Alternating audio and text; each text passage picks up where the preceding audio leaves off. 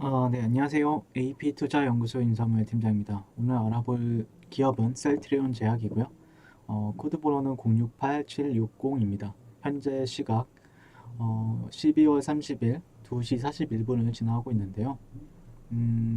셀트리온 제약은 이제 최근에 제가 지속적으로 리뷰를 하는 종목이었는데요.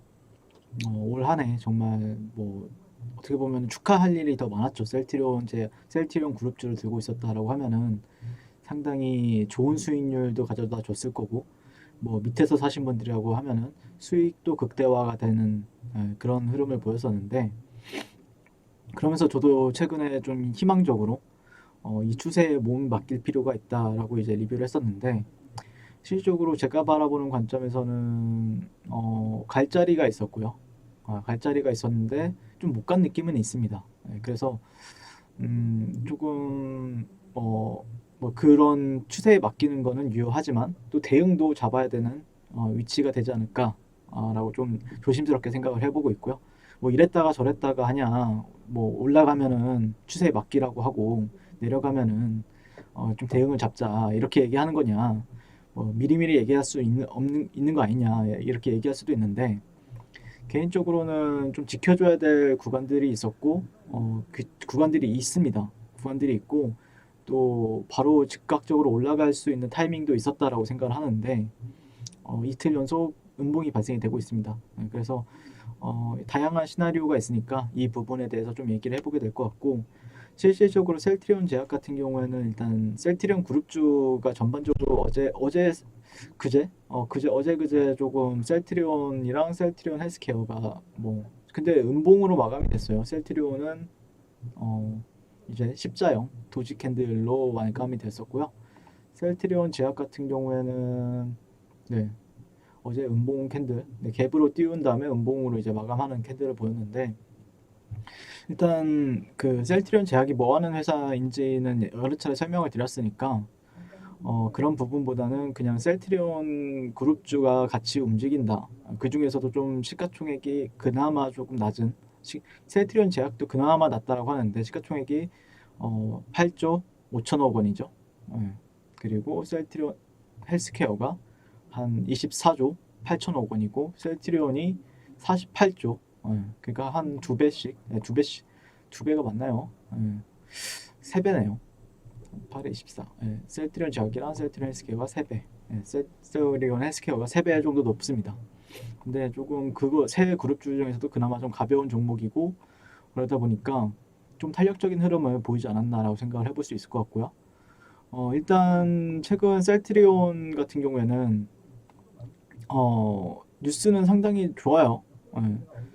뉴스가 셀트리온 코로나 항체 치료제 레키로나주, 발음하기 되게 힘드네요.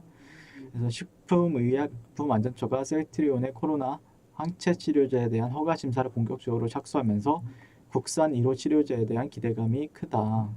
효과나 안정성 측면에선 여전히 우려가 있는 상황인데, 네, 셀트리온이 개발 중인 항체 치료제 어떤 약인지 설명을 해달라 이렇게 무슨 인터뷰 형식으로 했나 봐요. 그래서 유전자 제조합 중화 항체 치료제인데 코로나 환자를 대상으로 90분간 정맥에 투여하는 방식이라고 합니다. 네, 그래서 이 치료제는 이제 코로나 바이러스 표면에 있는 세포 결합 부위의 신체 세포 대신 결합해 바이러스가 인체 세포에 침투하는 것을 막아주는데, 이 이야기는 바이러스가 몸에 들어오더라도 세포 내 침투가 불가능해진다라는 겁니다. 그래서 세포 배양 과정을 통해 대량 생산이 가능하고 부작용이 적다는 이점이 있는데요. 지금 2상을 마쳤고 셀트리온은 임상 3상을 진행하는 조건으로 식약처의 긴급 사용 승인을 신청한 상태이다라고 얘기를 하고 있습니다. 그래서 그 약물의 유효성과 안전성인데 전문가들의 의견은 어떤지 한번 볼게요. 항체 치료제 중 전 세계에서 허가 당국에 사용 승인을 신청한 세 번째 약물이고요. 전문가들은 이 제품이 승인을 받을 경우 의료 현장에서 사용할 약물이 늘어난다는 측면에서 환영한다는 입장입니다. 하지만 기대만큼 게임 체인저가 될 수 있을지는 여전히 물음표가 있는 상황이다. 우선 이 치료제가 임상 2상밖에 거치지 않았고요.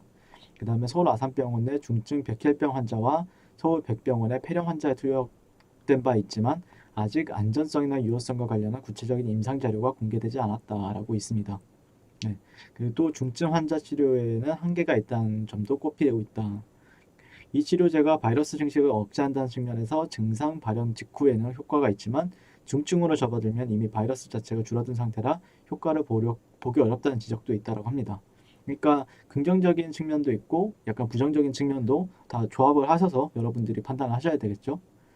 네, 그 다음에 만약 허가가 난다라고 하면 구체적인 언제쯤 현장에 사용할 수 있을까요? 라고 질문하셨는데 최종 임상 3상 이제 환자 720명을 대상으로 한 최종 3상 임상 시험은 남아 있고 식품의약안전처분은 40일 내로 이제 조건부 허가 여부를 결정하겠다고 밝혔으니까 허가가 난다면 내년 2월쯤 시판이 될 것으로 이제 예상이 된다라고 얘기를 하고 있고요. 뉴스는 정말 많아요. 또 미 FDA에서도 곧 신청이 된다.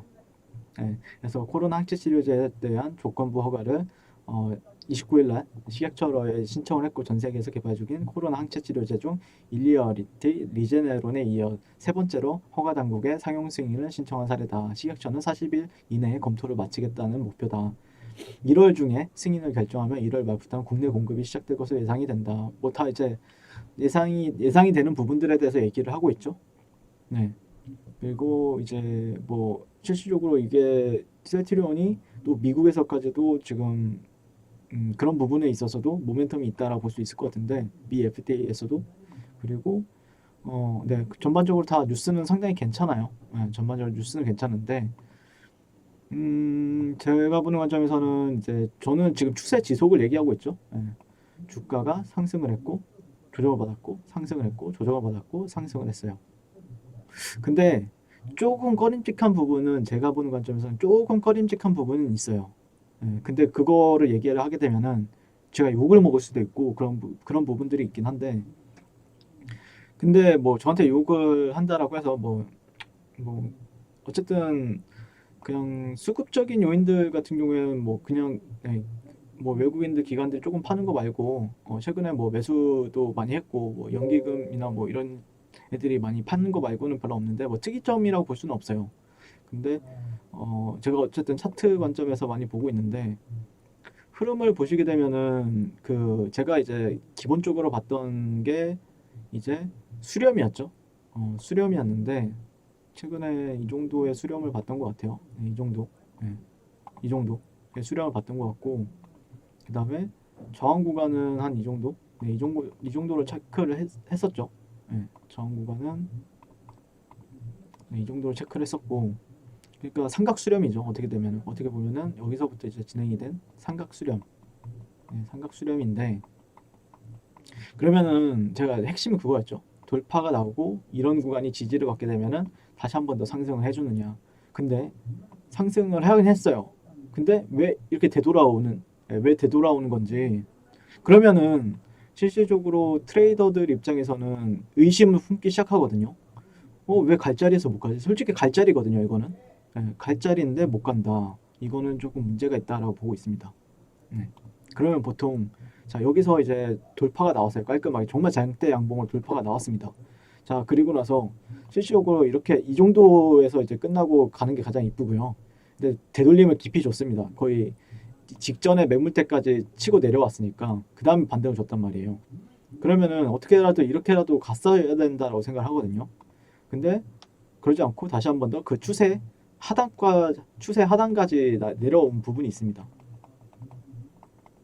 추세 하단이 뭐냐면은 그래도 그 지켜주려고 했던 라인, 예, 셀트리온 제약이 이때 11월 후반, 그 다음에 최근에 12월 9일 지켜주려고 했었고, 그 다음에 12월 24일 날 지켜주려고 했던 라인들이 있단 말이에요. 그리고 지금도 지켜주고 있죠, 결과론적으로. 근데 만약에 여기가 이탈이 나온다? 그러면은 조금 보수적으로 볼 필요는 있습니다. 그때부터는요. 예. 어떻게 될지 몰라요. 올라갈 수도 있고 내려갈 수도 있는데 근데 내가 만약에 평단가가 뭐 내가 밑에서 잡았다라고 하면 사실 걱정이 별로 안 되거든요. 근데 내가 만약에 이 가격대, 이런 가격대에서 좀 매수를 하고 보고 있다, 지켜보고 있다. 근데 솔직히 올라갈 자리였잖아요. 여러분들도 약간 뭐 내가 좀 주린이나 아니면은 초보가 아니라고 하면은 올라갈 만한 자리였습니다. 진짜. 근데 다시 내려왔고 지금은 오히려 저항을 받고 있죠. 강하게 하락 이탈이 나온 뒤에 저항을 받고 있는 겁니다. 지금. 그러니까 이 안에서 여기가 지지선이 세냐 아니면은 이 저항선이 세냐 누르는 힘과 어, 올라가려는 힘이 지금 붙고 있다라고 보시면 될 것 같아요. 네, 그러다 보니까 약간은 또 다시 긴장을 하게 만드는 약간 그러니까 이 돌파가 나왔으면은 이제 이 가격대랑은 좀 테스트를 한 뒤에는 멀어져야 되는 부분이 있거든요. 가격대가 즉각적으로 올라가 주든지 아니면 최소한의 어떤 부분에 있어서 최소한의 이 정도까지는 올라가 줘야 되는 부분이 있습니다. 최소한의 이 상단까지는 27만 원대까지는 올라가 줘야 되는 부분이 있는데 그러지 않았어요. 네, 그러지 않았고 그리고 일본 관점에서 이제 보시게 되면 제가 조금 더 우려하는 부분이 뭐가 있냐면은 그러니까 기대하는 부분도 있고 우려하는 부분도 있습니다.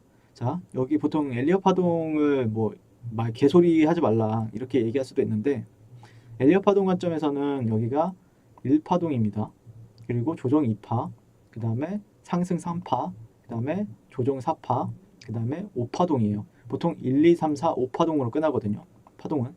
자, 뭐 예시를 들자고 하면은 어떤 얘기를 하고 싶냐면은 근데 쉽게 안 떨어질 거예요. 매수세도 상당히 강하기 때문에 쉽게 떨어질 거라고 생각은 하진 않아요. 자, 보통 보면은 이제 제가 시젠이라는 종목도 분석을 하고 있는데 시젠이 여기가 상승 1파동이었어요. 그 다음에 조정 2파, 그 다음에 3파, 그 다음에 횡보 4파, 조정 4파라고 하죠. 그 다음에 5파동이었습니다. 그리고 나서 제가 여기를 이탈이 나온 시점 이 구간에서 저는 이거 하락한다라고 했었거든요. 네. 근데 그런 상황이 만들어질 수도 있다라는 겁니다. 물론 제가 보는 사이클로 보면 셀트리온 제약은 좀 조정을 좀 덜 받고 올라갈 가능성이 높아 보이는데 네. 사이클로 보면 근데 그 변동성도 어마무시하기 때문에 제가 바라보는 관점은 최소한 제가 만약에 진짜 조금이라도 더 올라가기 위해서 필요한 조건은 자, 이 구간 이 추세를 이탈해서는 안 된다. 네. 추세를 이탈해서는 안 됩니다.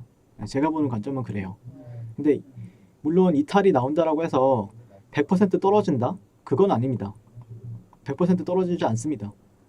이렇게 떨어졌다가 이런 식으로 이런 경우도 있어요. 네, 이런 경우도 있는데 다만 운이 안 좋으면은 좀 급락을 할 수도 있으니까 그 대응 비중 조절을 잘 하셔야 된다라는 의견을 드리겠습니다. 네, 비중 조절. 근데 만약에 이런 데를 지켜주는 선 안에서는 들고 가도 된다라는 관점인데 이 구간을 지켰을 때는 들고 가도 됩니다. 네, 들고 가도 돼요. 한데 이탈이 나왔을 때는 비중 조절을 할 필요는 있다. 그렇게 막 마이너스가 심하진 않을 거라고 생각을 하거든요. 내가 만약에 여기서 잡았다라고 하면은 좀 마이너스가 뭐 한 25만 원 지금이 23만 원이니까 조금 한 10%? 한 10% 이내로 마이너스가 되겠죠. 근데 이런 구간에서 잡았다라고 하면은 대응하기에는 나쁜 자리는 아니니까 최소한의 이 빨간 선을 지켜주는지 한번 체크를 하면서 지켜준다라고 하면 들고 가셔도 되고 지켜주지 못한다라고 하면은 뭐 내 비중이 뭐 1,000만 원이 들어갔는데 뭐 1,000만 원 다 날리는 것도 아니고 그냥 비중 조절을 하면서 비중 조절을 하면서 대응하는 게 맞겠다라는 의견을 드릴 수 있겠습니다. 네, 이상 뭐 좀 네, 차트 관점에서는 딱 이 정도로만 판단하시면 될 것 같고요. 뭐 모멘텀이야 상당히 많고 우리나라 국산 첫 번째 치료제가 될 거란 모멘텀도 상당히 강한 재료는 맞아요. 네, 맞는데 조금 우리가 모르는 어떤 악재가 있을 수도 있고 뭐 우리가 모르는 그런 부분들도 있을 수 있으니까 그거를 우리가 알지 못하니까 저는 이제 결국엔 차트로 판단을 하는 건데 만약이라도 여기를 이탈이 나와요. 그러니까 예상 시나리오 이탈이 나와요. 근데 다시 한번 더 회복을 해요. 그러면 또 여기서 사면 됩니다.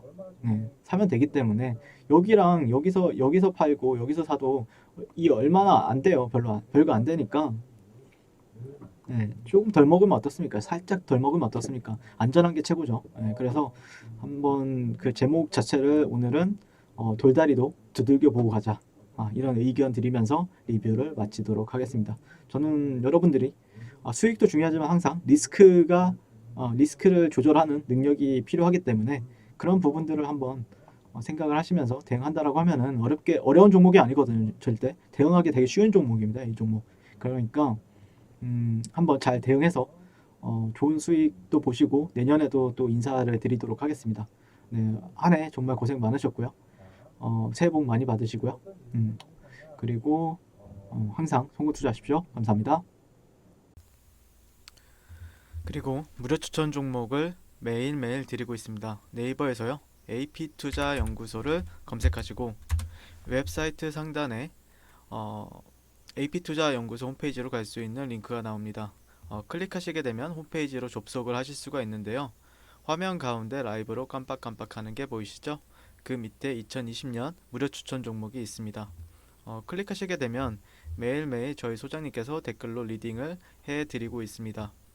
12월 18일, 12월 17일, 12월 16일 계속해서 매일매일 추천 도와드리고 있고요. 오늘의 추천 종목의 동향을 한번 살펴보도록 할게요. 7시 25분부터 댓글 리딩에 들어가신 걸 볼 수가 있고요. 간밤에 있었던 미증시에 대한 설명부터 상승과 하락에 대한 이유까지 댓글로서 리딩을 도와드리고 있습니다. 그 다음에 9시가 되면 추천 종목이 나가게 되는데요. 종목명, 매수가, 1차 목표가, 손절가가 함께 제시가 됩니다. 오늘 같은 경우에는 수젠텍이 추천이 나왔고요. 현재가 25,100원 기준 매수, 1차 목표가 25,850원, 손절가 24,000원으로 대응합니다. 라고 이제 목표가와 손절가가 같이 제시가 됩니다. 그랬을 때 주가가 상승하게 되어 목표가에 도달했을 때는 목표가에 도달했다고 댓글로서 리딩을 도와드리고 있고요. 하락하면 하락하게 되었다고 손절에 대한 리딩도 함께 해드리고 있습니다. 지금 이 무료 추천 종목은 로그인을 하지 않아도 누구나 다 볼 수 있는 공개되어 있는 댓글 리딩이기 때문에 홈페이지에 오셔서 종목이 필요하신 분들은 많은 도움 받아가시면 좋겠습니다. 감사합니다.